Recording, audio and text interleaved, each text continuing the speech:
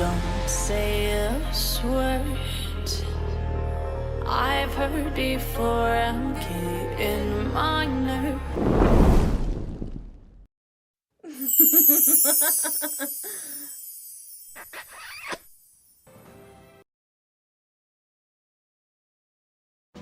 Alright, y'all, today we on floor 50 of the Tower of Water, and we're going to be trying to fight for this Selene. And what we're up against is Selene, who's going to try and burn our team via sap. This time I'm going to try and fight using the Germander, though. See, I was trying to use him to carry my team, with a bunch of healers around him, but it ain't enough, so I'm going to try and swap him out with Germander, and we're going to see how that goes. Alright.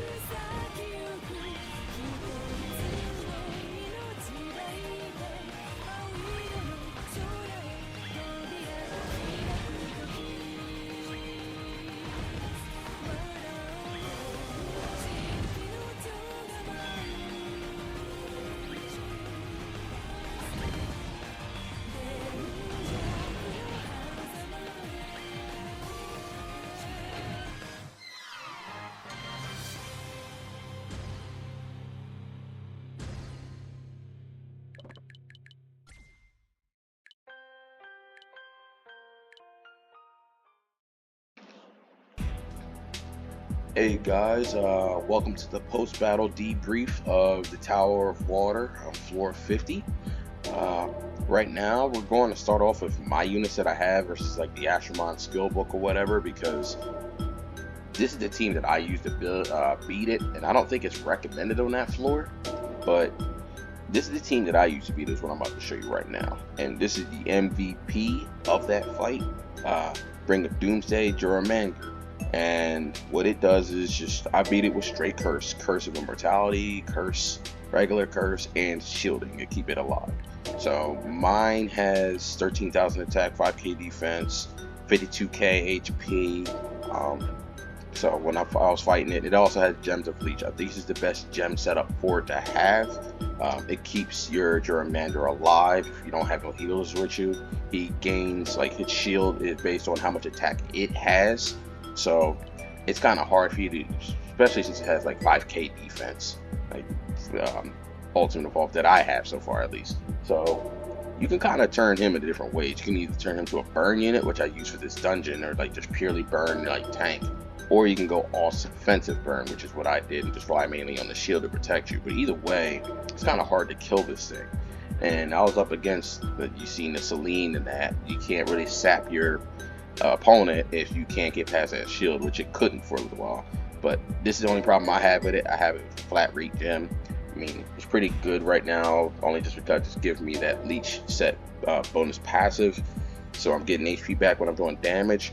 But this is the main thing that I used for that fight.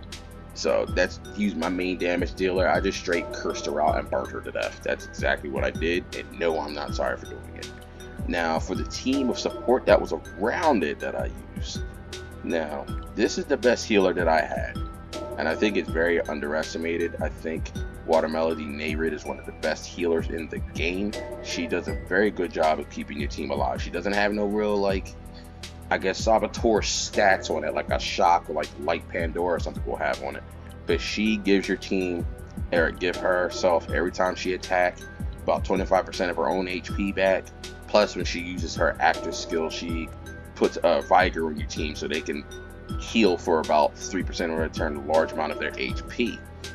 And what I have on her is Gem of Magi, so that way she can get her every turn she's getting SP bar no matter what, so she can continuously heal your team. So, not to mention her variant skill is what is it called? Protector Shield. You give your team 35% defense. You can't go wrong with this, and she was my leader for that fight on that floor 50 in the Tower of Water. So highly recommend it, guys. Take her with you. She's pretty decent for this.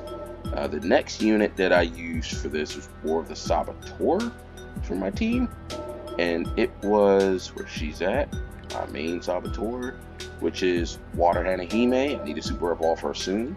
She also has built-in discernment, but not as good as Water Juramanders if you have a variant. But 100% chance of to reduce their resistance down, so that way I can keep cursing it. Not to mention, she has a resilience buff on your team when she heals them, so that means when they're taking damage, your SP bar just continuously go up, like depending on how much damage you take. So that means more active skills, more ultimate active skills, more burning with Juramander is perfect. She's actually perfect for this floor. I highly recommend you get her for anything, really. Even PvP, she's good for cutting down their resistances, because that's what PvP is now. That's what I've come to see. It's usually a lot of tank units, high resistance, and anything that has like a morale boost set up to it. But anyway, going back to the Tower of Water, she's very recommended for this floor, or at least the way I did it. I used her to drop resistance down so I continue cursing. And moving to the last but not least unit to the team, let me find her real quick. I didn't evolve her yet. I think I got her second stage. Yes, I have not found another version of her. I got her years ago. I only got it second stage right now, but I have not found another boss or hatched one out of an egg for years now, like since I've stopped playing, which is like 2018, and coming back in, and I still haven't found another one. But she's a good Saboteur too for the team. She drops their attack and defense by 40%, plus she gives your team 70% defense for 3 turns.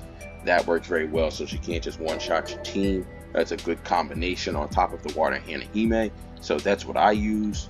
But on to the book now, onto the skill guide. Let me see, debuffs. I'm just going to start with the attacker first with the puncture. So when you go on this floor, I think the best unit for this is going to be the Witch of the West Alfalba. Sorry if I mispronounced that incorrectly. But anyway, she has Battle Rush, which gives her 20% of her HP and SP stats. Could be 25 with skill books, I believe. But she also have the same. She's Water Dragon, basically. Water Dragon. She has 90% buff puncture. 90% of base defense, enemy base defense, puncture straight, do a lot of damage. She has Battle Rush, which can keep healing herself. Like I said, this is just like a Fire Dragon, I believe, with its own puncture. It's just like does a lot of damage and just burns through their team. So I think she's the best for this floor.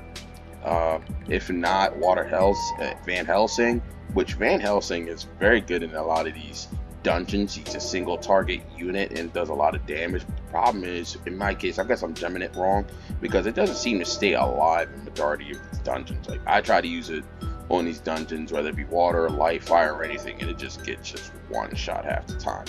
And even with an A defense setup, they're about 30 levels higher than you, so he still just kind of dies because he's not meant to be a I guess tank unit to tank a lot of damage and do damage at the same time. Be kind of broken if he could.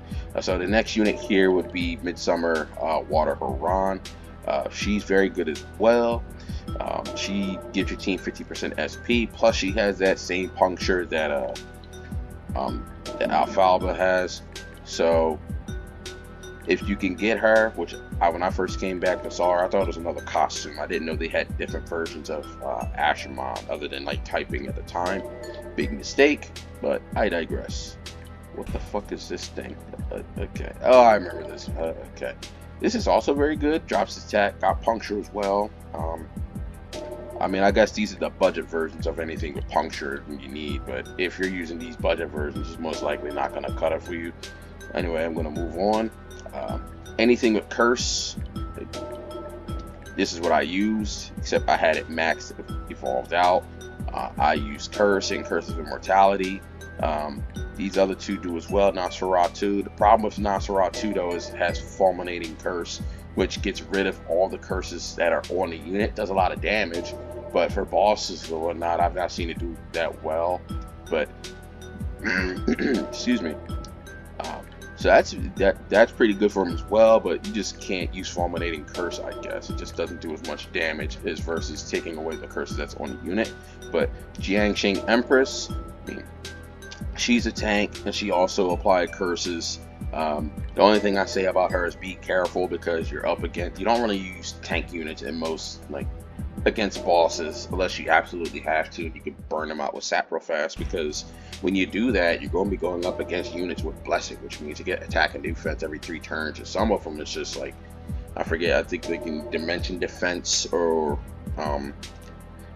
whatever it is, like dimension golems you go up against, they get vastly stronger versus like the normal blessing buff. So you want to be careful using tanks on these. But curse, I don't know if it's immune to sap. I believe it was, which is why I wound up using curse in the first place. But yes, moral of the story, guys, use puncture or curse to fight this floor. Curse is what I use. I don't have that many puncturing water units. The one I do have is like, I just can't keep it alive, and if I was to keep it alive, it's not going to do well because it's not going to hit hard. So that is what's good for that. The next video I'm going to do after this, and again, I still didn't forget the second half of the Tower of Chaos, but I believe that's just a straight run, and I believe these videos are more educational and more important than that one, so I'm kind of prioritizing before I finish that. But I didn't forget it. I'm trying to upload it sometime in February. I'm not done with it, guys, but what I'm going to do, like right after this though, is do a little bit of educational video of certain things to look at, such as like the recommended Astromons in certain areas. It tells you a little bit about what you're going to go up against. But guys, if you made it this far, I thank you. You guys have a blessed weekend. Take it easy. Peace.